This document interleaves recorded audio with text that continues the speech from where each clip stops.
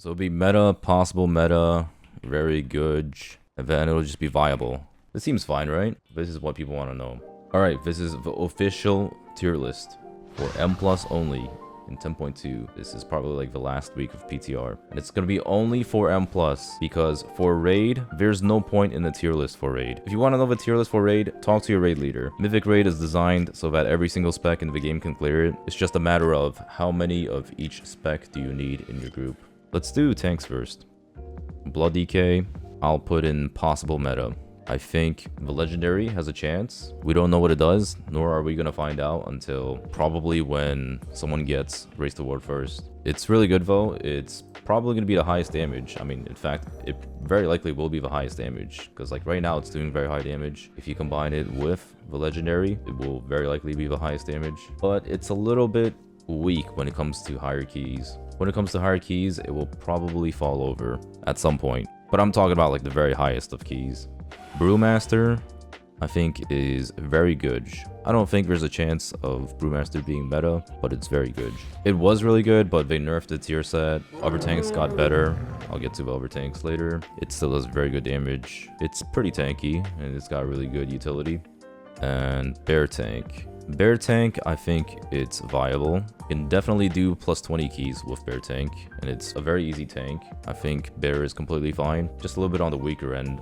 Bear is very similar to Season 1 of Shadowlands, or not Shadowlands, Dragonflight. If you guys played Bear in Season 1 of Dragonflight, you kind of know what Bear Tank's like. It's very tanky in large AoE pulls. It kind of struggles a bit with like some tank busters. It still does pretty good damage. It's like solid overall. Prot Warrior. Prot Warrior, I would put in possible meta for specific dungeons. I think Prot Warrior is like, you know, not as good as some of these other tanks, but Prot Warrior, I can see this being played in like Waycrest Manor, for example, for one very specific reason, and you guys know why. Spell Reflect, very good. It's also still insanely tanky against physical damage, does decent damage. Prot Paladin. This is also, I would put it in the highest of possible meta. Prot Paladin is probably the best tank in some dungeons because of their ability to lock down specific mobs. Like in Everbloom, being able to lock down the council boss, the boss that just like spams cast on your entire team. It's insanely good for dealing with the caster mobs right before the Archmage. This class is pretty damn tanky. It's amongst the tankier ones. The utility is just as good as it was in Season 1 of Dragonflight. And keys just feel good in general with Prot Paladin. A very good class. Then for the final tank, Irregular DH. This is, I think, the default meta tank. It's probably just best all around. Very tanky, very high damage. By far the best utility in the game. It's not even close. I wouldn't be surprised if they nerfed the hell out of Silence Sigil or just like the whole double grip, double fear, double silence. Too good of a tank. I wish they would bring some of these other tanks up a bit to be more similar to VDH. The more I've been playing PTR, the more I feel like you just need Demon Hunter in some of these keys. It's extremely hard to play some keys without Vengeance, similar to how Everbloom is like so good for Prot Pally. So that covers the tanks. Now we can do healers. We'll start with Disc Priest. Disc Priest is what everyone's been playing. I feel like it's possible meta. Disc Priest doesn't really stand out in any particular way. So Disc Priest damage is really good, especially on single target. Your single target damage is really good. Your AoE damage is also very solid. PI is insanely good as well, obviously, but it did get nerfed. Mind Soothe isn't required, but it's also very nice to have. The few things I've noticed with Disc Priest, however, they seem to kind of fall over. Like, what does Disc Priest have defensively? It feels like Disc Priest doesn't really have that much defensively. I mean, compared to Holy Paladin, especially last season. Holy Paladin, goddamn. That class is unkillable, but this class, what I've noticed in PTR is like they kind of die a lot. Also, they don't have a kick, which kind of sucks, and they lack healing when they're not prepared for it. Disc Priest works really well when there's predictable damage and when you know what's coming, when you can be prepared for it. But when you're not ready for the damage, it's like, oh crap, you know, like I'm trying to suddenly have to heal everyone up. It kind of struggles a bit, that's what I've noticed. Its spot healing is not that amazing either, but the class is like just overall really good, which is why I would put it in the highest of possible meta. I think it'll largely depend on what the rest of the comp is. And yeah, movement really ruins Disc Priest too. This class seems like a class that requires a lot of standing there and casting. Whereas like last season with Holy Paladin, well, I guess current season, Holy Paladin, they kind of just like heal. Holy Priest. I would put Holy Priest in very good. It's just like a not as good version of Disc Priest, but it still has like a lot of what Disc Priest has. It's just like a worse version of Disc currently, which is not exactly a bad thing. There's really not too much to say about Holy Paladin. I think I'll probably put in like the bottom of possible meta. Like it's still very nice. It's still very tanky. Their tankiness got nerfed big time. Their damage isn't as high. I think particularly their single target is a bit lower. They also lack healing. Like the healing is fine, but compared to the stronger healers, it's a little bit lacking. In fact, I mean, I might even just put it in very good. I don't even know if... I mean, Paladin utility is still really good, and it's still very nice if you don't have a Paladin in your group. I'm a little bit torn between the two. I'll probably just put it in very good for now. Top of very good. It's just they've been nerfed pretty big from Season 2. They don't do as much damage. They're still pretty tanky, but they're not as tanky. Their healing is a little bit lacking compared to what it was. Mistweaver. This one's been spicy. Bro, Mistweaver, people are hyped. I'm not gonna say it's meta, but Mistweaver is up there right now. So from what I know about Mistweaver, it pumps healing. It's got like the most amount of spot healing. Crazy good healing, crazy good damage. Their mana's significantly better than it used to be. They got buffed big time. I was talking to Fanner yesterday. Fanner thinks that this class might even be too good. Like he wouldn't be surprised if they ended up nerfing Mistweaver. I feel like the biggest problem with Mistweaver though is the lack of external still. Not having an external kind of sucks, especially for tanks. Cocoon is like pretty good for a DPS external, but for the tank, Cocoon is basically worthless. It doesn't really do much. But they do make up for it by having a ton of spot healing. It's also pretty easy from what I've heard. Resto Shaman. I've only heard bad things about Resto Shaman, but Laren said it was not too bad, so I think it's viable. Perfectly viable. You could probably do like 20s, probably even like 25s really. You can definitely do fine with Resto Shaman. Not too much to say about this class. Preservation. Preservation is actually really good right now. Not quite as good as V's, but it is damn good. It does amongst the highest damage. Preservation damage is like ridiculously high. It did get nerfed a little bit, but it's still very high. Healing's also decent. The only problem with Preservation is they don't really bring anything unique that an Augmentation doesn't bring. Like there's no real reason to have a Preservation when Augmentation exists. And with that being said, I might as well just put Augmentation at the very top. Augmentation is, once again, required, as people would put it. As Blizzard would put it, I should say. The biggest thing with Augmentation is it buffs everyone. So, like, not only does it buff your DPS to do comparable damage, but it also makes your healer heal way more, and it makes your tank significantly tankier. That's the biggest reason why Augmentation is, you know, quote-unquote required. On top of just having like the best utility in the game and being extremely tanky. So because of that, I don't think Augmentation deserves as high of a spot as these two healers, but it's very good. And then Resto Druid. Personally, I think it's between these three healers at the very top. Resto Druid does really good healing. Resto Druid brings Mark of the Wild, since you're probably not going to play with a bear tank at the very highest levels. And Mark of the Wild is the best buff in the game for M+. It also brings Battle Res, which is kind of lacking currently, as you can tell up here. Not a whole lot of Battle Reses. But Battle Res is not mandatory. Battle Res is a luxury utility. You don't need to play a Battle Res in your comp. You can always just use Engineering Res. But it's very nice. Good healing, good damage. A little bit less damage than these other healers. Solid all across the board. That's all the healers, right? Let's do Aflock. Aflock, I think it's viable.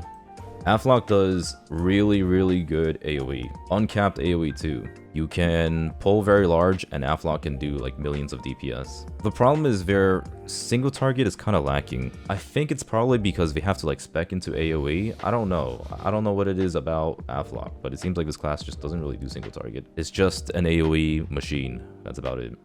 Arcane Mage. Arcane Mage I would put at top of very good. Now, I'm sure you've probably seen Fired Up popping off on Arcane. The thing is, I am a firm believer in the other mage specs being better, which kind of shoves it out of being possible meta, because there's no way it can possibly be meta if instead you're just going to play these specs, which I can just put up here right now. Arcane's really good, it just Doesn't have a cheat def like Fire Mage does. Its damage isn't as consistent or reliable as V's 2 and M+. Yeah, I mean, it's just good across the board. I mean, I think Arcane is extremely good. It's also hard to play, so not everyone that's playing Arcane is going to be doing as good damage. And Fire and Frost Mage, these are the true very good specs. They do so much damage. They have the exact same utility as last season. So they have a lot of DBs, especially if you play the CDR DB. You have Blast Wave, 10 different defensives. It's unkillable if you know how to play this class. And it's got Mass Barrier, which is kind of ridiculous. The fact that a DPS can just give your entire team a massive shield to avoid being one-shot.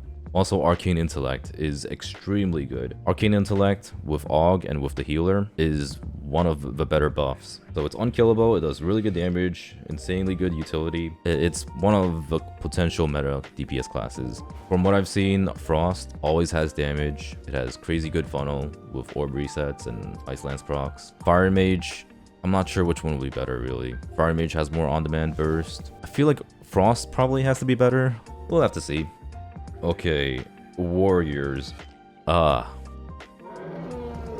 think Warrior's viable. Warrior is great for pugging and just pumping out damage. So one big thing in pug keys is the ability to dish out damage quickly, which is why a lot of melee specs perform really well. Because like usually with target capping and having upfront DPS, it means you can get your damage out quick before your other DPS players kill all the mobs. That's one of the problems with a spec like Boomkin. Boomkin requires ramp. It can't get damage out in these lower pug keys because you're pulling smaller, mobs are dying significantly quicker. That's one of the things that some of these melee specs like Warrior is good at. Warrior is just great at pugging keys. I would say the same with like Fury Warrior. Fury Warrior is a bit better, so definitely would put Fury Warrior higher than Arms Warrior. The biggest thing that's really holding Warrior back for the longest time in M+ is their lack of utility. Taking Shockwave is a detriment. Stormbolt is not very significant. Rally is also not very significant for M+. I mean, it's great for Raid, but it's not that much for M+. Battle Shout isn't very amazing for most comps. And AoE Fear is an extremely long cooldown. Yeah, Warriors are lacking big time in the utility department. But they usually bring really good damage. They're kind of just a damage bot. You bring them for the damage, and they just like crush pug keys. Okay, Rogues. We'll start with these two.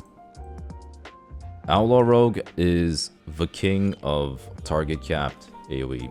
When it comes to 2 to 8 targets, I don't know if any spec beats Outlaw Rogue. It permanently has damage, it always does damage. If there's less than 8 targets, it will be one of the best. The problem is when you pull more than 8 targets, it literally stops doing damage. Like if you pull 9 targets, you're literally not doing damage to one of the targets. But yeah, it's like super consistent, good damage across the board. Shroud's like 3-minute cooldown now, I think. It literally has like a short shroud now, so you just like shroud in and out of places. It's a rogue, so it's unkillable, insanely good utility. And with that said, sub rogue I think is a little bit worse than Outlaw when it comes to like these types of situations, but Sub Rogue does do better damage when there are more targets. You can actually do a lot of damage in mass AoE. It is target capped, but it's like soft capped. It also has Funnel. Funnel is like really solid now. I'm not too sure what exactly they changed, but I've seen Yoda do crazy good funnel damage with Sub. They also burst extremely hard from what I noticed. Things like something to do with like Sec Tech and Vanish.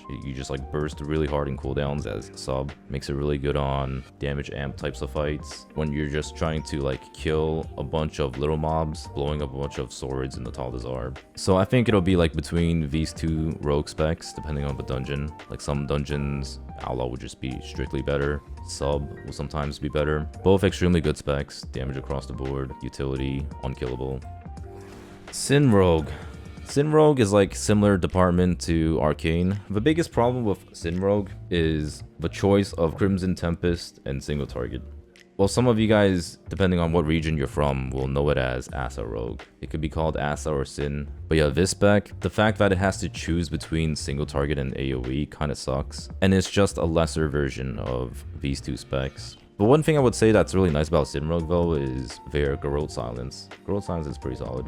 But yeah, I mean like these two are extremely good specs. They just are not V specs, that's all. Boomkin. Boomkin's already mad at me, but I think Boomkin is really good.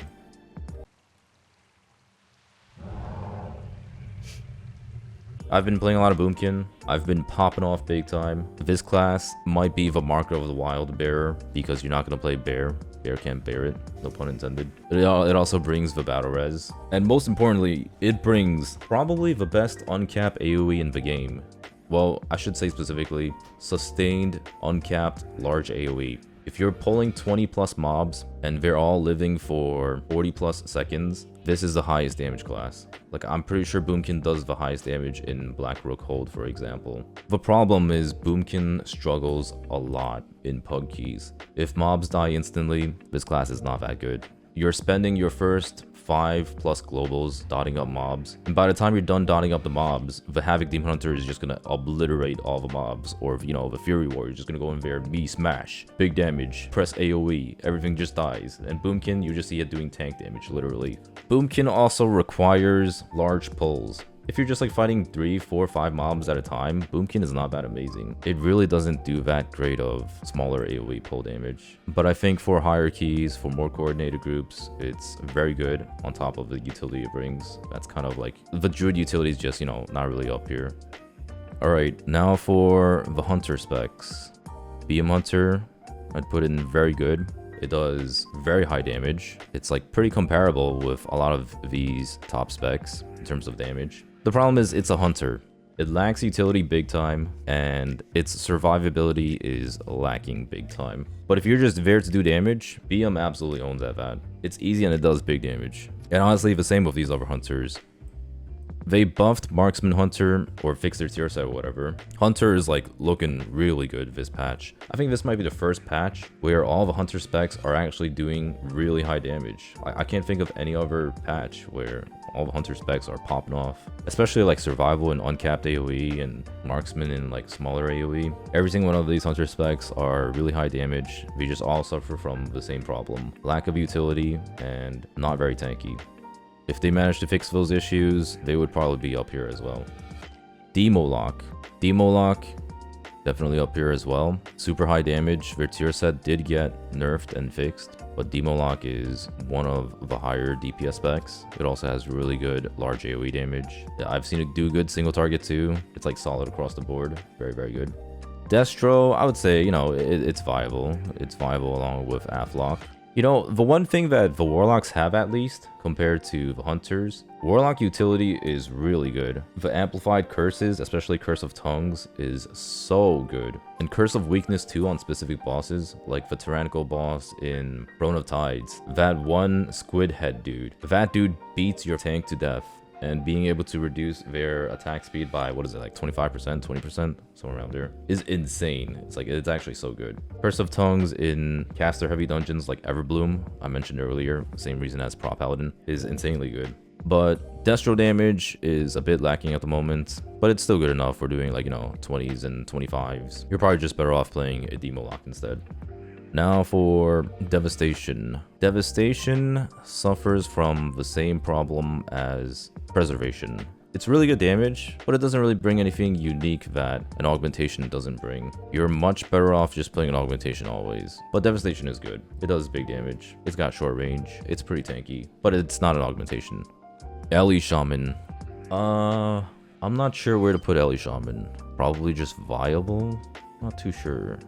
This class did get nerfed pretty heavily, but it's actually not that bad. I mean, honestly, yeah, I would put like right along with the Hunters, maybe a little bit less. It's a Shaman. I mean, I'm just gonna put the other version of the Shaman, the better Shaman, up here. The only thing that Ellie Shaman really has over Enhance is uncapped AoE. The thing with Enhance though is Enhance is Giga. Enhance just does the highest funnel in the game. Well, I'm not even sure if it's the highest funnel in the game. Maybe there are better funnel classes now, like maybe Frost Mage is a little bit better funnel. What I mean by funnel is when you pull mobs onto, or when you pull anything onto a priority target, Enhancement Shaman would just destroy that priority target. And Enhance is just like insanely good at that. But yeah, they are target capped, which holds them back. They are a little bit weaker on AoE. They're mostly just good for a very insane funnel, which has a lot of value in M+, but not necessary for overall damage. Still very good though. I definitely think it's up here. It could definitely see some play in some of the highest keys. Pharaoh Druid. You know, I really don't think this class is like that great, but some people swear by it. I would say it's up here. Sure, why not? It brings Mark of the Wild, which a lot of specs don't. Or well, I mean, I guess whenever I say a lot of specs, you just don't really bring it in a bear tank, I guess. But yeah, I mean, it's good, I guess. It does alright damage. It's not bad. But it's a druid. Druids are nice. Mark of the Wild, I did say, is the best buff in M+ specifically. Frost DK. I would say Frost DK is viable. Frost DK pumps the dam. It's actually very good. But it's not as good as Unholy DK for M+. I think Frost DK, you can do pretty good keys though. You can do big damage. You can do like, you know, 20s, 25s, hell, 27s. Frost DK is fine. And with that, Unholy DK, I think Unholy DK is very, very good. Unholy DK, I think might be an MDI pick. So what's insane about Unholy DK is this class basically turns on and off every 20 or so seconds. Like it does the most amount of AoE damage, especially uncapped AoE damage, in like 20-second bursts, and then it kind of does nothing for the next like 20 seconds or so. But then it just does like the most amount of AoE damage again for another 20 seconds, which is like why it's like so good for MDI. Because you're pulling large pulls, so this class scales based off of the number of targets. It has extremely high burst for 20-second window. You like just go into a pack, you Unholy Blight, Dark Transform, spawn your Maguses from your tier set, drop a D&D, and then you instantly shoot up to 20 stacks of Festermite when there's a lot of mobs. And for each target there is, your Epidemic does more damage. So if you're pulling like 20 targets, your Epidemics are doing absurd damage. I think this is like an MDI spec, but not necessarily a high key spec. Like if you're trying to do like a plus 30 or something. Unholy is probably not amazing for that just because mobs are living forever and you're not pulling that big. So Unholy DK, very, very good. I would say like it's high up here for MDI specifically. Havoc Demon Hunter, aka regular DH, the normal DH spec. It's the best DPS. You know it. Everyone knows it. Everyone's playing Havoc in PTR. It's the king of damage. It's unkillable now, too. It just does uncapped AoE damage. It does capped AoE damage. It does great single target. It has damage way more often now whenever it has Fell Barrage. Meta is a 2-minute CD now. And it's extremely tanky. Whenever you Blade Dance, you get like a 15% shield or something. It passively is just taking way less damage. It's the tankiest class when it comes to sustained damage. When it comes to like taking in big hits, it's not as amazing. I mean, it does have Neverwalk now, which is nice, and it has Blur still. Like obviously, Mage is the king of surviving big hits, but when it comes to just like pure rot damage, if your healer sucks, DH is the juice. Permanently sustaining, and you're taking way less damage. You hardly need healing compared to any other DPS spec. Yeah, Havoc is just the best DPS right now. It's the meta DPS. Red Paladin, I would say it's very good. Like, you know, right here with these other specs. Does pretty good damage, pretty good burst, but it suffers from having to choose between Divine Storm and Templar's Verdict for single target and AoE, which means like you literally don't do any single priority damage whenever you're Divine Storming. Utility is really good too. Paladin utility has always been good. It's never been bad. I would say Paladin's like, you know, perfectly mid. What would look the most mid? Like maybe right around here. It's like the most balanced spec. This feels like what DPS specs should be. Very good all around the board. It's like hyper mid, omega mid. As for the last two specs, I'd put them in viable. Shadow Priest is not that amazing in damage, lacking a lot of damage. Windwalker as well, lacking in damage, but at least they bring a lot of utility, right? Like Windwalker brings a ton of different auras. It's got 3 different buffs it brings. It can bring Avoidance, Leech, Mystic Touch, Ring of Peace, Leg Sweep. All those are super good. These two specs are like the opposite of the warrior specs, if you think about it. They bring a ton of utility, but they lack damage. Whereas like warriors have good damage, but they lack the utility. It's like literally the polar opposites. But yeah, that covers the official tier list for the final PTR cycle. Well, maybe we're getting one more PTR cycle or PTR update next week. Unlikely though. Let's see, do I change anything? I kind of like how this looks. Yeah. Alright, as for potential meta comps. So these are hard meta specs, right? Like I think you hard lock these 3 specs. You 100% play Vengeance unless there's like specific dungeons. I think there's like some specificity where you might want a prot warrior for Reflect, a prot paladin for the kicks and the group support, Havoc, I think, is kind of a hard lock. I don't know if you would really change away from Havoc, really. I think it's just like the best DPS all around. And Augmentation is a hard lock. Unless we do something big for Augmentation, this is a hard lock. So with that said, what kind of combinations can we make? We're basically making a combination of 1 healer and 1 DPS. And we're only going to pick from possible meta, because like why else would it be called possible meta? Like I don't think you would ever pick from anything down here, realistically. That's why I have all these specs down here. So you can see something like Fire Mage. This would be very good, plus Resto Druid. You have Arcane Intellect, Mark of the Wild, Battle Res. That's a very good comp. In fact, I think this is like a super solid comp. We could do, you know, obviously Frost instead of Fire, depending on the dungeon. Boomkin instead of a Resto Druid, plus Dispriest. This would give PI to your Boomkin, and you have Mark of the Wild still. Could do Mistweaver too. I was actually playing this last night. Mistweaver is actually like insanely good too. This was also what I was playing. I think the rogue specs are super flexible, so this would be like a banger too. You would have Mystic Touch plus Outlaw plus Havoc. Actually really good. You can even put Enhance here too as well. This would also be a complete banger. You don't need Battle Res. Battle Res is a luxury. I've said this time and time again. Battle Res is nice, but it's not required. Yeah, so I think these are like super solid. I don't really see Preservation being played, but maybe? I don't really know. Maybe in that case we drop Preservation down to very good. Yeah, I think this probably looks a little bit better.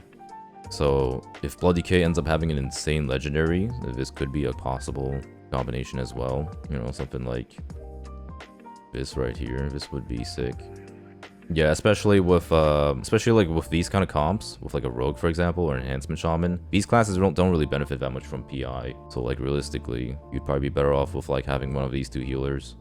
Yeah, so I think those are like all the combinations you can have. Yeah, these are all the possible meta comps I can see. For those of you guys who are wondering what the meta might be next season,